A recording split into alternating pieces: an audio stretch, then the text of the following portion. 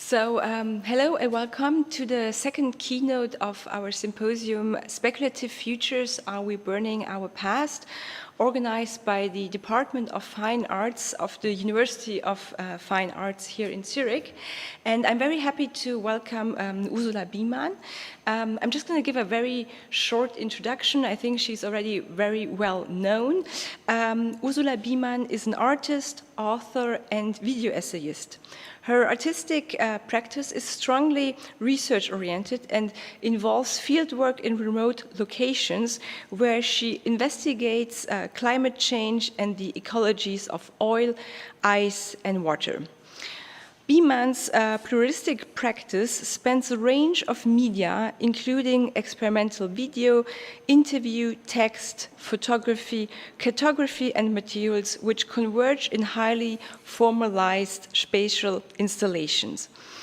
But she also uses vast cinematic landscapes with documentary footage, sci-fi, poetry, and academic findings to narrate a changing planetary reality. Her recent fieldwork has taken her to the Amazon and the Arctic region, where she engages the larger temporalities of climate change with the project Forest Law, Deep Weather, Subatlantic, and Acoustic Ocean. I think it is, not even worth mentioning, but her work has been exhibited in many, many places. I just want to name a few. Among them, she had solo shows at the Neuer Berliner Kunstverein in Berlin, at the Bildmuseum Umeå in Sweden, but she also participated in many group shows, like in Taipei Foundation, at the Museum of Fine Arts Bern, at LACE Los Angeles, just to name a few. And Ursula Biemann also received the 2009 Prix Oppenheim, the Swiss Grand Award for Art, and the 2018 Prix Thun for Art and Ethics. So thank you very much for being here tonight, and I'm very much looking forward to your keynote. Thank you very much, and thank you also for this lovely invitation to the Master Symposium. And I welcome all the audiences out there in the ether. I'm going to speak mostly about a new and quite unusual project. Unusual in the sense that when I'm entrusted with a commission for a new work, curators usually expect to get a film. This time it turned out to be a much larger, long-term project involving the co-creation of an indigenous university.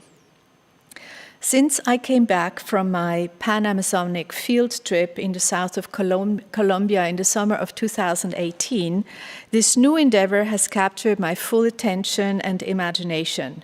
It's a complex collective project.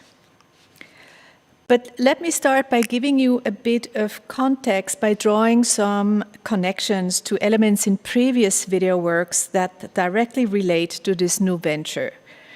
The project most closely related is certainly Forest Law on the cosmopolitics of Amazonia, on the pressure of oil and mining corporations on indigenous lands in Ecuador, and on the rights of nature that emerge from this conflict.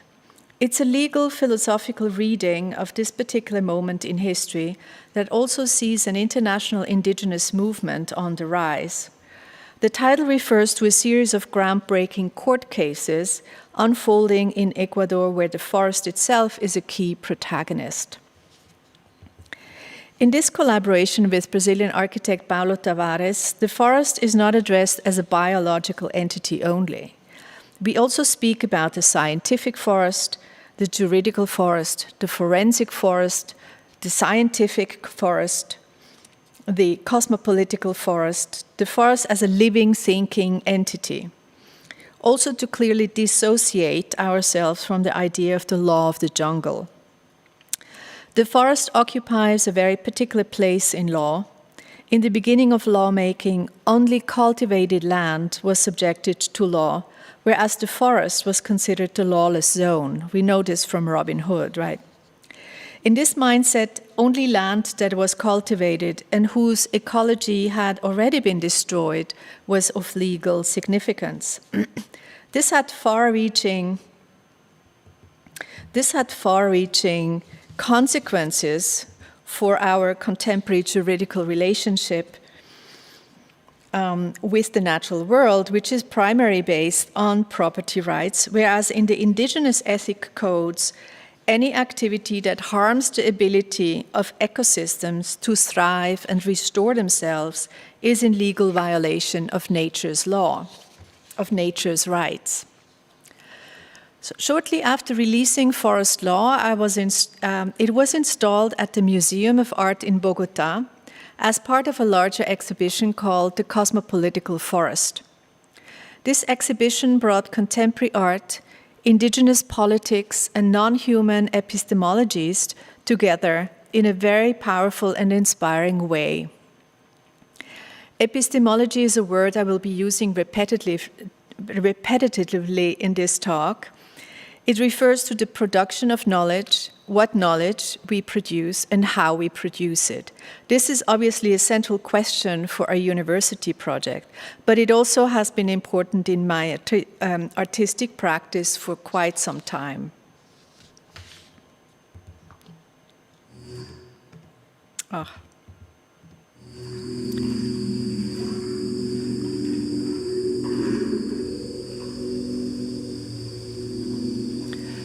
For Forest Law, I was filming. Can we take down the sound a little? I can do it here. Thank you. I can do it here. I can do it here. For Forest Law, I was filming in the oil-contaminated zones of Lago Agrio in the north of Ecuador, where Texaco Chevron left hundreds of leaking oil ponds all over the forest in the 70s. I met an indigenous scientist, Donald Moncayo, who was taking toxic soil and water samples for a chemical lab in Quito.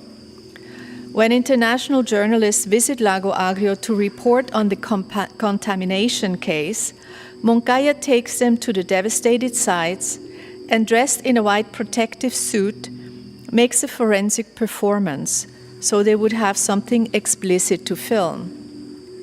He is enacting a scientific gesture, not in search for data, not a useful gesture, but one that simply makes matter expressive. I was intrigued by Donald's multiple role as scientist, environmental activist, and performer, for each of these roles mediate the relationship between the human and earth in their own terms.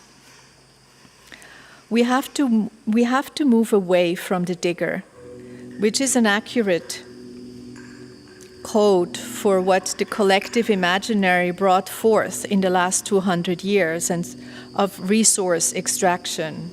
Some say we have to become gardeners of the planet. For my part, I have created various versions of the indigenous scientist. It stands for a radical, post-colonial knowledge-producing subject who repairs the sharp separation impinged by the colonization of others, be they women, indigenous people, or natural beings. It all derives from one and the same logic. The scientist, and the indigenous post-colonial scientist in particular, play an increasingly important role in my videos. I see it as a central figure in the paradigm shift from an extractivist to a more generative, biocentric worldview, where we understand the human-earth relationship as fragile, complicated, poetic, and intensely physical.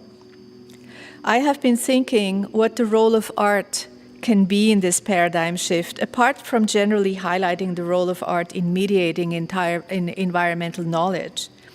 Obviously, artistic research should not just add another perspective to science.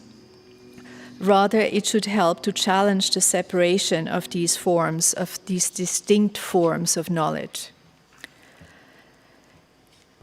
The indigenous scientist makes various appearances in my videos, some of them empirical, others more science fictional, like the one embodied here by an indigenous Sami performer from the Arctic in a more recent work called Acoustic Ocean.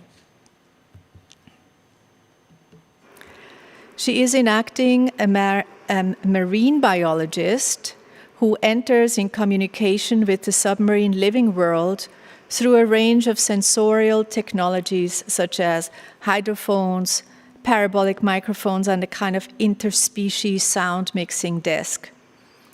There is no objective distance between the scientist and the object of investigation. The indigenous figure merges with the environment and through her sensory perception reveals a sea full of intelligence. The instruments, whether visual, acoustic, or digital, define how we perceive and think about the world. Art and natural sciences have that in common. The idea in this film is that the environment is not external to the human subject, nor is it something that is already there. Whales, for instance, through their long-distance vocal signals across the ocean floor, are themselves emitting vast environments. Environment is something that is actively generated. My videos generally insist on intensifying interspecies communication because it places life at the very center of reality making. This is what the biocentric lens means in the end. I see the indigenous scientist as a central figure, signifying figure of the 21st century, a bit like the worker or the migrant were pivotal figures in the 20th century. The indigenous scientist is the ultimate radical figure that has the capacity of merging the contradictions of being at once scientific and political actor, cohabiting the natural world while seeking to understand it. Most importantly, this figure stands for a different kind of epistemology that reconnects us to other ways of knowing and understanding the human-nature symbiosis. In other words, this figure embodies some of the most fundamental problems in our mind-nature conception. Now let me move to the indigenous scientist as a central figure.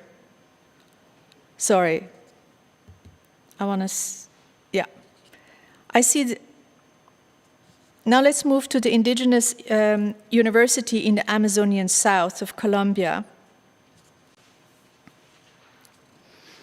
With this project, I locate myself at the pivotal historical and geographic point where many strings of temporalities come together.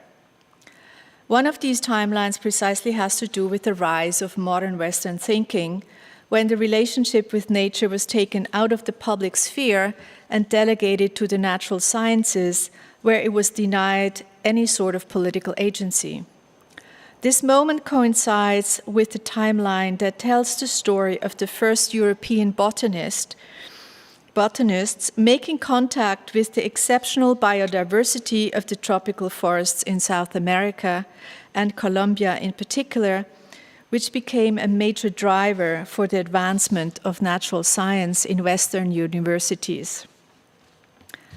The beginning of modern science is intimately linked with the project of conquest and colonization. Since indigenous peoples have considered part of the natural realm, they were placed in this scientific era short of any political agency. Their knowledge systems and cosmologies were quickly colonized, converted, and eventually delegated to a new academic discipline where they could be studied under anthropological parameters.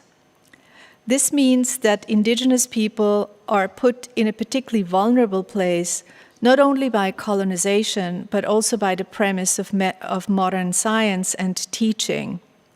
In the post-colonial context of Colombia, This becomes evident in that education and knowledge production is still primarily a colonial project. Meanwhile, Bogota has become the global hotspot for biopiracy, that is, the systematic DNA sequencing and biotechnological exploitation of the forest's biodiversity. So against this backdrop, in terms of aesthetic strategy, to posit the indigenous not only as a political subject, owning a voice and a territory, that is something that has been done by activists and filmmakers since the 1980s. But to show him or her as a knowledge producer is addressing the core of the crisis of Western thinking with regards to our relationship to life and the natural world. In the Latin American context, despite the violent impact of colonization, the understanding that humans are an equal part of all life systems has enjoyed a long, uninterrupted history from which we have much to learn at this time of global eco-crisis. This describes pretty much my point of departure for the university project. It's not a project that happens over there. It has very much to do with Western institutions of learning.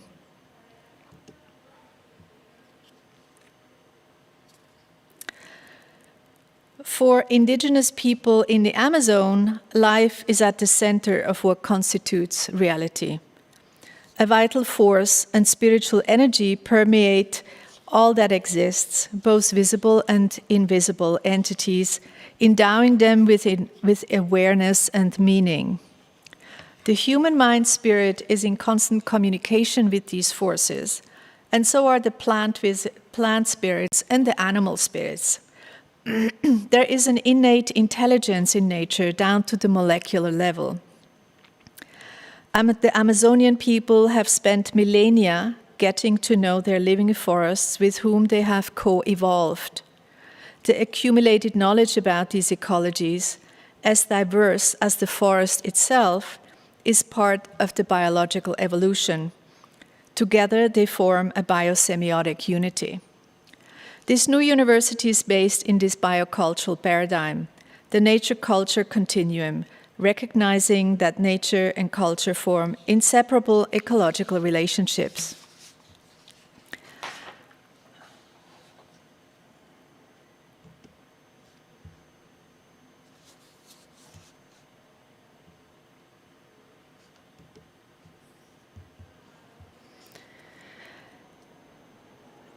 The project started as a commission for a new artwork, extended to me by the Museum of Art at the National University in Bogota. After the peace treaty that was signed in 2016, the south of Colombia opened up, after being a zone of armed conflict for 30 years. Soon after, Curator Maria Belén Sáez called me up to ask if I was willing to travel to the area and see if I could do some new work. She hired an environmentalist with good contacts to the indigenous communities to organize a pan-Amazonic trip for me. In the end, it was the leader of the Inga people himself who took me on this one-month trip in this bulletproof car. To make a long story short, on the last day of the trip, he asked me if I could help him to create an indigenous university. The Inga have several indigenous high schools, but after that, education ends. Those who strive for higher education have to move to faraway cities like Medellin or Bogota. Then they often don't return to their community, not least because the education they receive is not very useful for life in the territory. The indigenous drain of young, educated people leads to a population that lacks the skills for assuming many of the most crucial tasks required for a good life in a territory. A higher education tailored to their needs is clearly a legitimate wish. So rather than creating another video about their situation, I embarked on this new project with the Inga leader Hernando Chindoy, and very generously the curator Maria Belén went along and agreed to my new proposal that the project was going to be a university and not a film.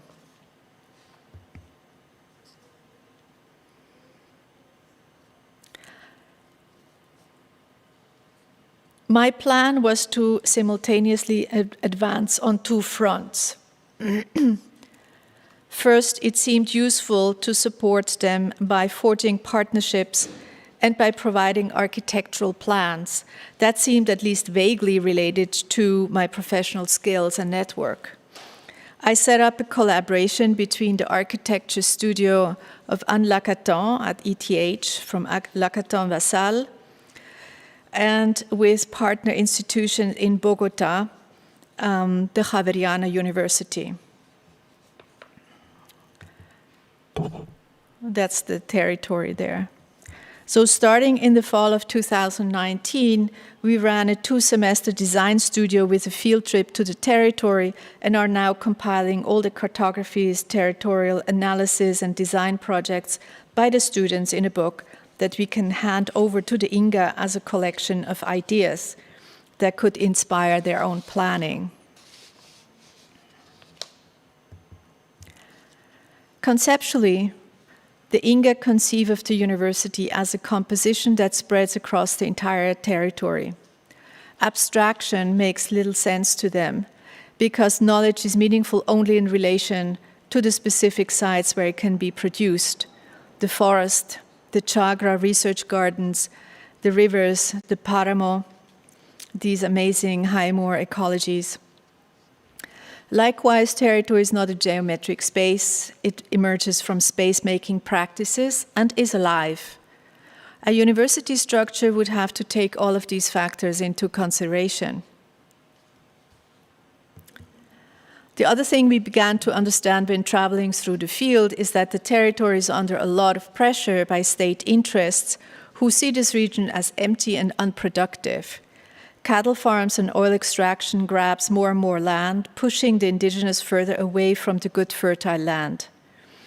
So the university for them is also a symbolic way of claiming the land. It's not only a matter of epistemic justice, it's also a matter of survival. For centuries, part of the fabrication of the colonial state involved the integration of the other into the Andean centers where decisions were made, Bogota in particular. Only in recent history has the Amazon become important. What the indigenous university is also about is decolonizing that idea that Colombia is one homogeneous nation, and instead saying that there are multiple ways of knowing, of engaging with the territory, of thinking about them and with them. Territories are not just fields of property, they are sentient, cognitive entities. One of the core ideas of the university as a decolonial exercise is to foreground how important it is for education to encounter the other as mind. What indigenous knowledge traditions teach, and the Inga in particular, is that the other is mind, the other is person, that we co-emerge in the relationship with the other. This idea had to be reflected in institutions like universities. That's one of the key orientation of the whole university project or concept. The Inga are recounting history as a struggle to get the territories under legal protection and emphasize the importance of being in the territory for that to happen. It is a double strategy of working before the state to obtain the titles, but also dwelling in the territory to reproduce and constantly re-articulate that recognition. The university is important in this because it's also a performative occupation by insisting on walking through the territory to produce knowledge and to form relations with the natural processes among local ecologies, with political and psychic entities. The university operates as a decentralized nervous system in the Inga of the Inga people.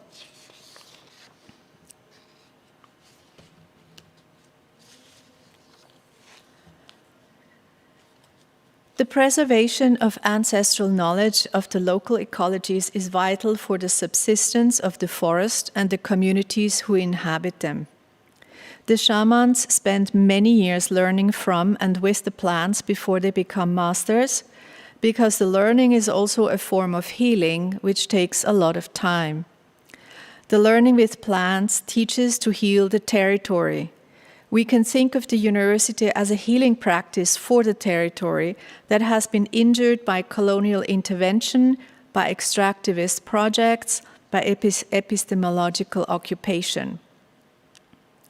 The university becomes the possibility of healing and restoring the territory, but the territory is a bunch of relationships, not a material place. So this new university plays an important role in assuming the ongoingness of relationships seized by extractivist economies. It is a decolonial as well as relational university. All these concepts have to be reflected in the architectural proposal.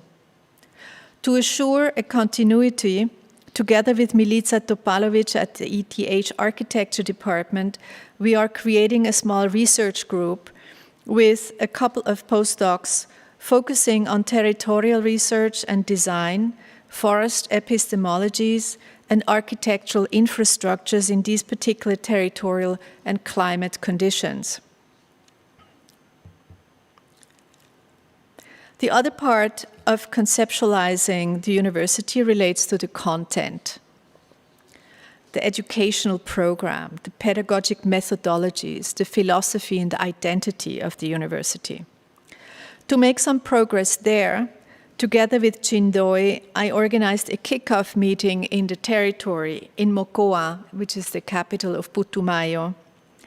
We invited 4 potential university partners and the Humboldt Institute from Bogota, and about 20 indigenous community members, mostly Inga, but a few shamans also from other communities. It took place in a center for indigenous women, healers, gathering 5 different indigenous communities. During the 4 days, we had intense discussions, group works, and presentations about the important questions. How do we want to collaborate? What should be taught in this university? How should it be taught? How can we merge indigenous knowledge systems with those parts of Western science that embrace a life-supporting ecological methods and practices? How can we all benefit from a transversal conversation between these distinct epistemic communities?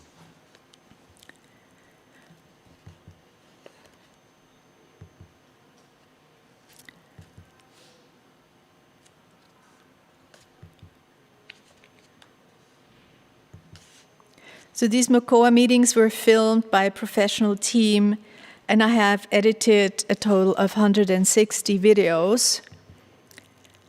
I was going to show you a clip, but I think the sound doesn't come through very well right now, so let's move on to the slide. So this platform, all these concepts, ideas, critical reflections, concerns, and debates about what this university can be is contained in these videos that we shot in Mocoa. And it's incredibly rich material. With a young collective design, with a young design collective in Bogota, we are now building a platform that is called Devenir Universidad.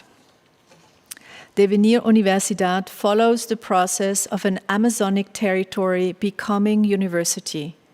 The project drives the paradigm shift from an extractive to a generative and imaginative posture towards the territory. Rather than a work of art, Devenir Universidad is a growing organism, inviting many people committed to bridging different knowledge systems to be involved. The project documents the activities of an indigenous community in Pan-Amazonic Colombia who is collectively weaving a new university. Together we generate audiovisual and cartographic materials and architectural designs to support this goal. At the heart of the research lies the rainforest, the living cognitive territory, and the ways in which this knowledge can be protected and transmitted.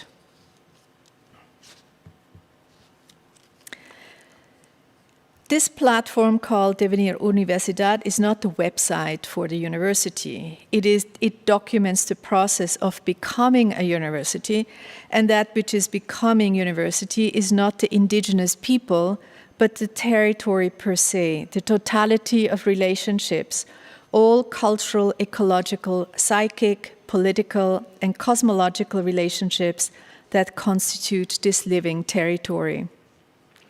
Collectively weaving refers to the process through which all actors and partners build this university together.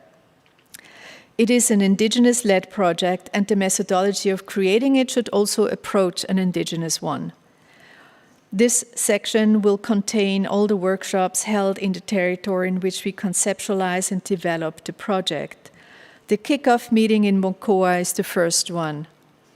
The platform will also host the materials to be produced by the new research group that is currently forming around the studio of Milica Topalovic, and they will generate territorial research and continue to develop architectural design. To conclude, I want to say a few words about how I see myself in my visual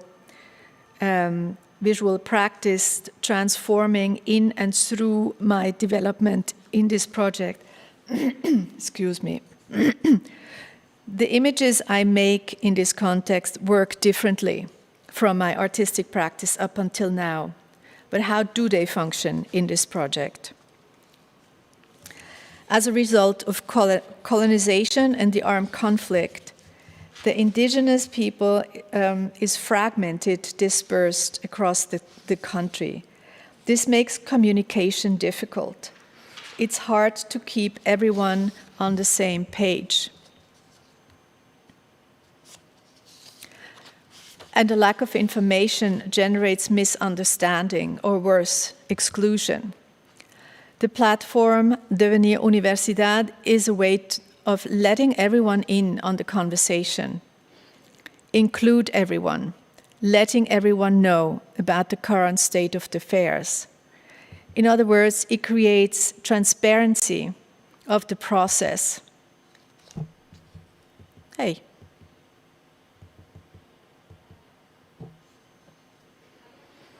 It makes process comprehensible within the community. Between indigenous communities inhabiting the region and toward the outside. Also, these images help to give form to the cognitive and mental stuff this university will be made of.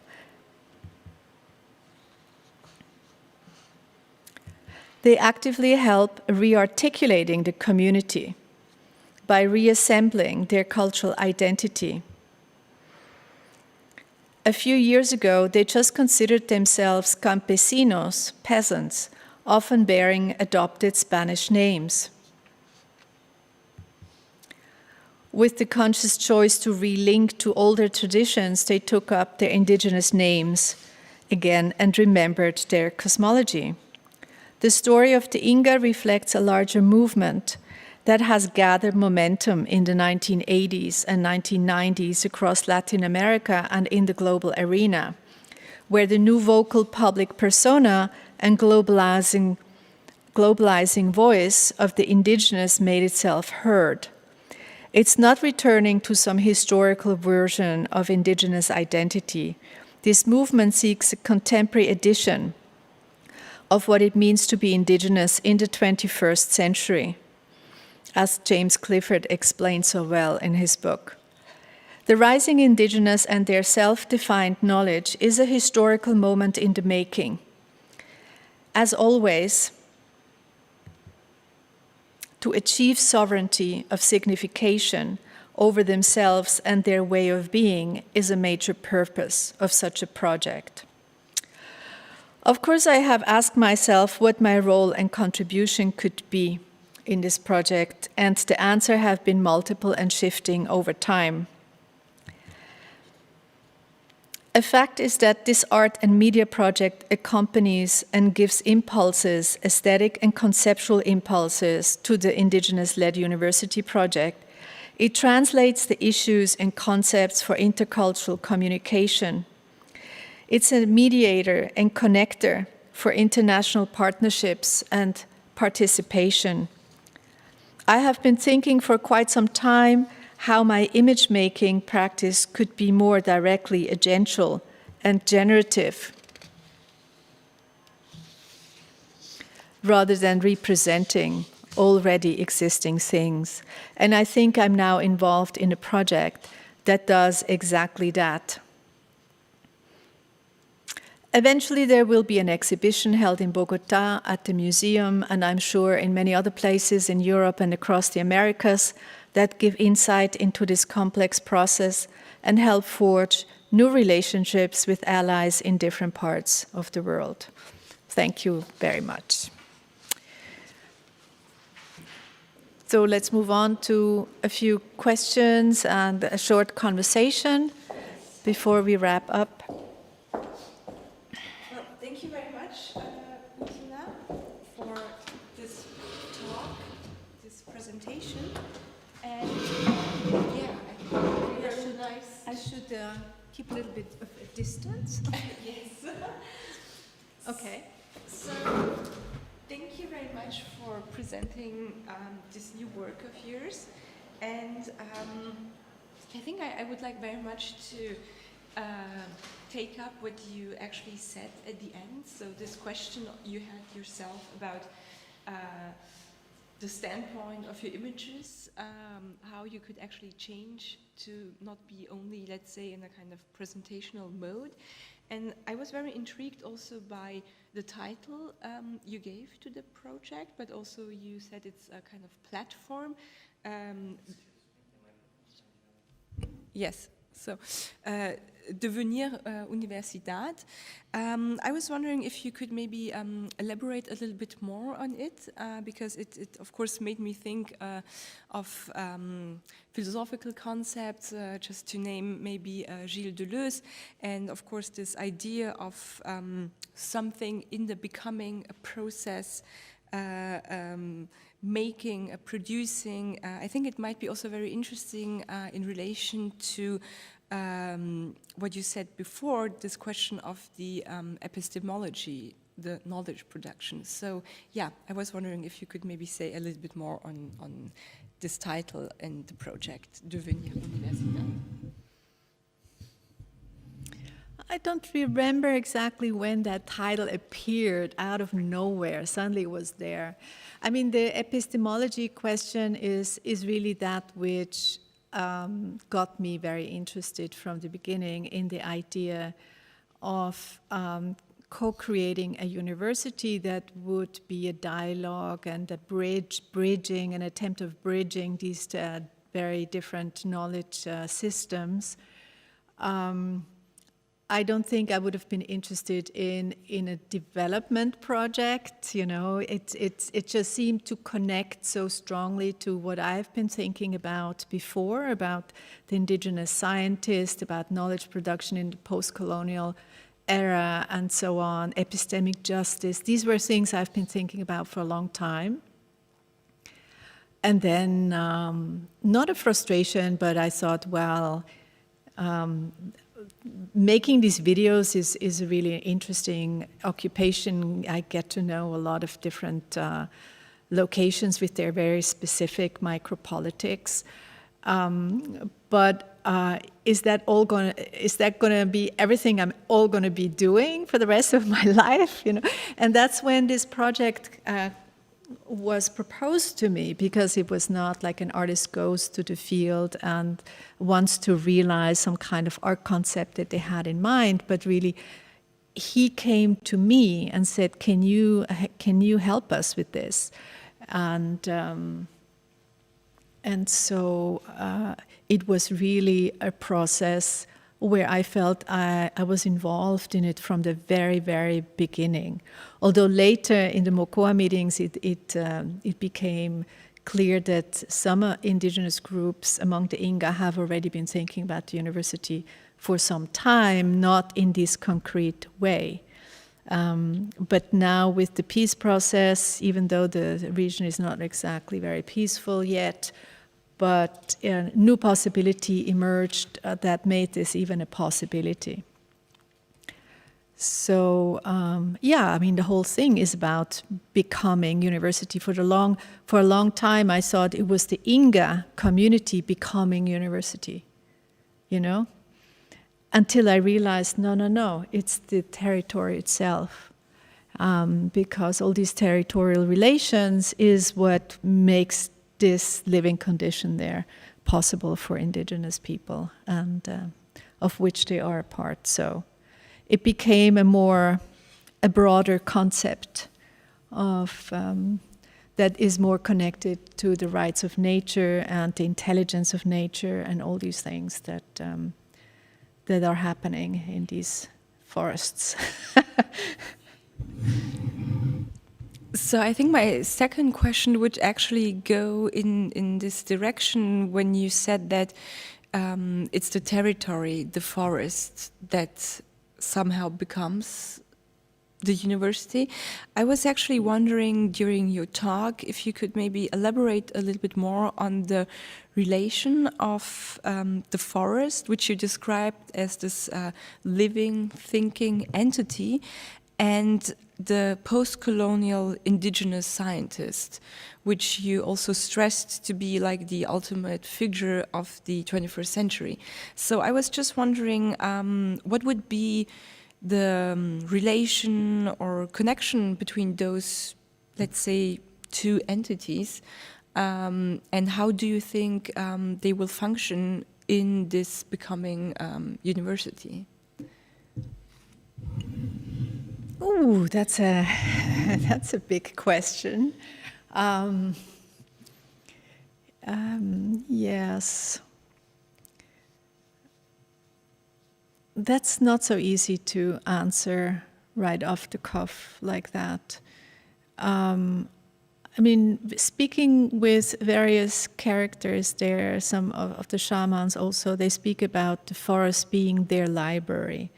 And they are constantly kind of learning from the forest and with and from the plant and through the plants, by ingesting them, by working with them. So I think a lot of knowledge is co-created between plants and the medium, which is who is the shaman, you know. And so I think it's a very different kind of knowledge that emerged from such a dialogue, and that knowledge has been transmitted in very specific ways from father to son usually, and we realized that if we don't find another way of transmitting this plant knowledge, which is massive, it will be gone within the next 15 years, you know. It will just be gone because the old ones are dying. And during the armed conflict, there was no transmission of knowledge from the older to the young generation. So one of the things we have to do is actually get back in touch with the ancient ones to recuperate some of this knowledge and see how it can be complemented by some intense work that the ethnobotanists have to do with us. And so this is a process, this recuperation of knowledge and the production of new ones and understanding how this knowledge has been produced. The clip that I was going to show also reflects that they have this kind of triptych of imagination of the world on top, in the medium and below, which is kind of the eagle and the panther, the black panther and the serpent, and they all have their own mythology and function in this kind of elemental world. and the indigenous traverse the territory constantly. They walk the territory as a way of producing knowledge and as a way of making the territory. And these processes have to be transformed into some kind of medium that can be taught at the university level. Imagine, I mean, this is the kind of work we have to do. And it's not easy, but it's very imaginative, and it's a very creative process. And I think a lot of people in Western universities are interested in learning from these connections in a way. I think it's very, it made me actually think, because this analogy you made between the forest and a library made me think of Borges' story about libraries and the librarians. So I was actually, having in my head the story of picturing, like, as you said, the forest as a huge library, and maybe this post-colonial indigenous scientist as the librarian, who actually has to somehow get to know all the stories, histories, narratives that are actually lying before him, but somehow got lost in time. And I think this is what I want to come to. I think it's very interesting, this project, also in relation of time, and also what we spoke today here at this symposium, like this kind of a chronology between the past, present, and future. So I think that maybe in this context, one could almost understand the forest as this territory with no time, where past, present, and future are already present, and just have to be kind of understood, maybe in this kind of new knowledge production. Would you maybe see a similar relation, or how would you maybe define also this connexus to time and this project of Devenir University? Yeah, I mean, video is a time-based medium, and therefore it's also connected to these much longer temporalities that Earth has in its processes. And so there's an incompatibility in a way in these two temporalities, because with video you cannot capture really those really slow processes. But I think through the way indigenous transmit knowledge, it's through oral repetition, endless repetition, that then survives generations. And of course we have libraries because we don't want to forget all these things, and we want to maybe keep much more diverse knowledges. So libraries become necessary, but I don't think we want to go in that direction. I think we want to keep very specific positioned kind of knowledge production, very situated, and I think that's a healthy way to operate in these territories. I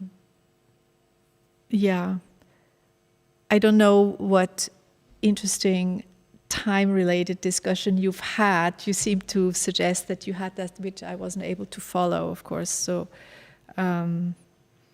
time is running out for these people. This is what's preoccupying, and yet the people and the knowledge they have produced about these very, very old ecosystems and these very, very specific ecological local ecologies is co-evolved with the knowledge production, and the biological evolution are coinciding. And if the epistemic diversity disappears because these people lose their ancient knowledge, then the forest will disappear as well. So there is a direct connection.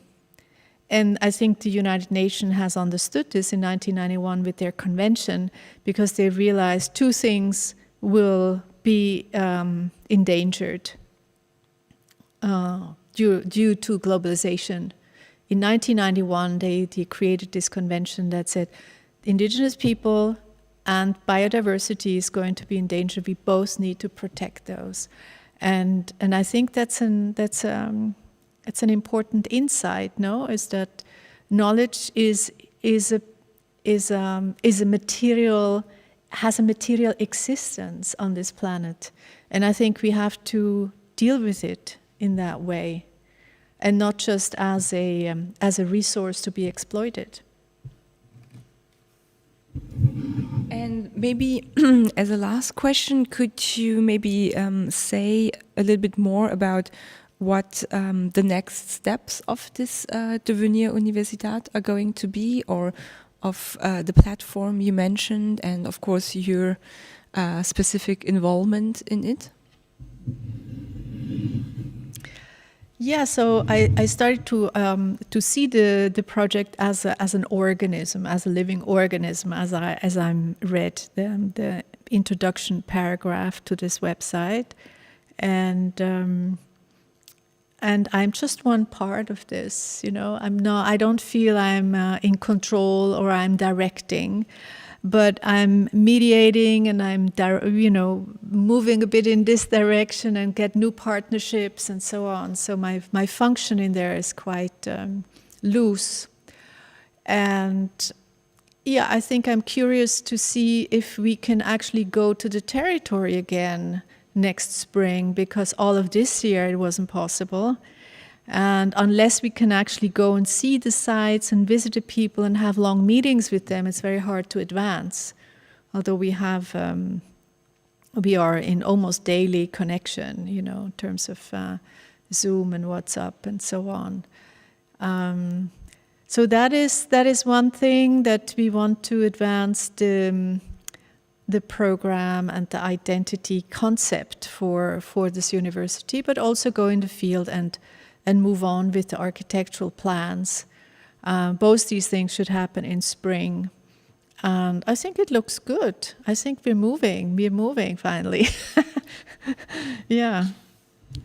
Well, thank you very much. I hope that we will have the opportunity to welcome you again at the ZHDK and actually learn more about the next steps of this project. And thank you very much for being here. Thank you very much for listening.